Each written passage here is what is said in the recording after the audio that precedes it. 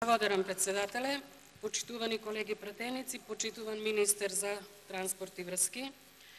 Би сакала накратко да се произнесам по предлог законот за гаранција на Република Македонија на врските по договорот за заем за финансирање на патната делница Штип-Радовиш, кој што ќе се склучи помеѓу Европската банка за обнова и развој и Јавното предпријатие за државни патишта, и воедно истиот предлог закон и да го поздравам.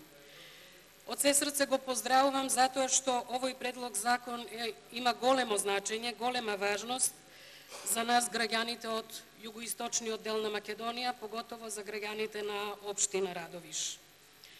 Бидејќи целта на овој проект е да се створи една квалитетна патна мрежа, квалитетна инфраструктура, кое што ќе овозможи полесно, побрзо патување, посигурно патување на граѓаните од едно до друго место.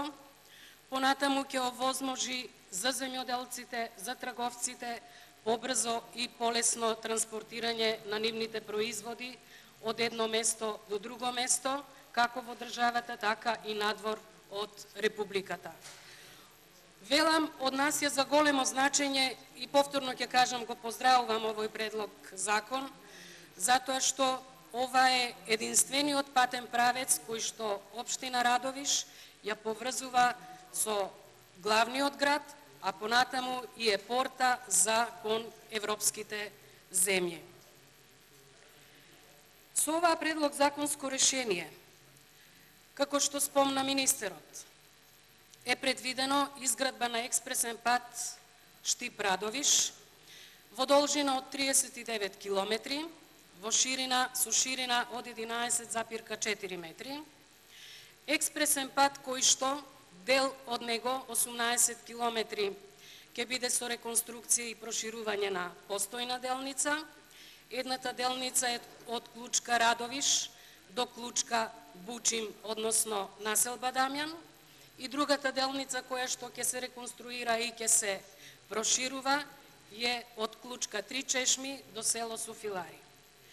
Додека останатиот дел, останатата делница, која што всушност е и најлошата делница на овој патен правец, во должина од 21 километар, на Клучка од населба Дамјан, односно Бучим, до село Софилари, ќе биде сосема нова траса, како што беше кажано, по трасата на она претходно идејно решение за изградба на автопатска делница.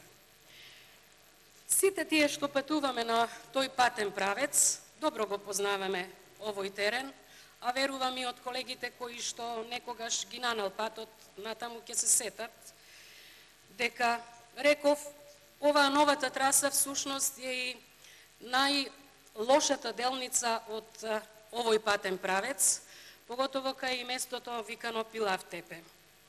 Тоа е делница која што е со многу остри и непрегледни кривини. Конфигурацијата на теренот е таква да не може да има проширување. Од едната страна е Маденска река, од другата страна е Ридес терен. Многу лошо, многу непрегледно, а во зимски услови истиот е лизгав терен и многу ризичен за сите патници.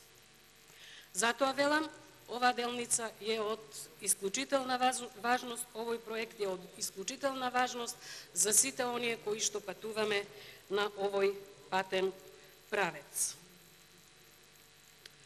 Со новата траса,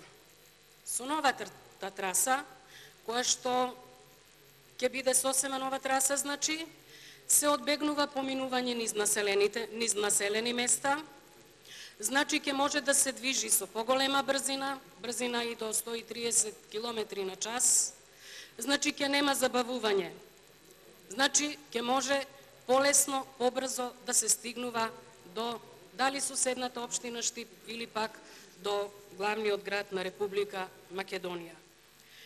Ова е, значи, еден проект кој што ќе го олесни животот на граѓаните од југоисточниот дел во Република Македонија, поготово на нас граѓаните од општина Радовиш, кој што ќе овозможи понатаму побрз, полесен економски развој, бидејќи знаеме дека сите инвеститори кои што доаѓаат да инвестираат, главно и основно им е да имаат развиена патна мрежа. Од тука, колеги пратеници, јас се надевам дека сите ние заедно, едногласно, ќе го поддржиме ова предлог законско решение, ќе го изгласаме и за да можеме да го олесниме животот и работата на граѓаните и на општина Радовиш и на сите оние кои што транзитираат низ него во југоисточниот дел на Република Македонија, а и оние останати кои што ќе го користат овој патен правец. Благодарам.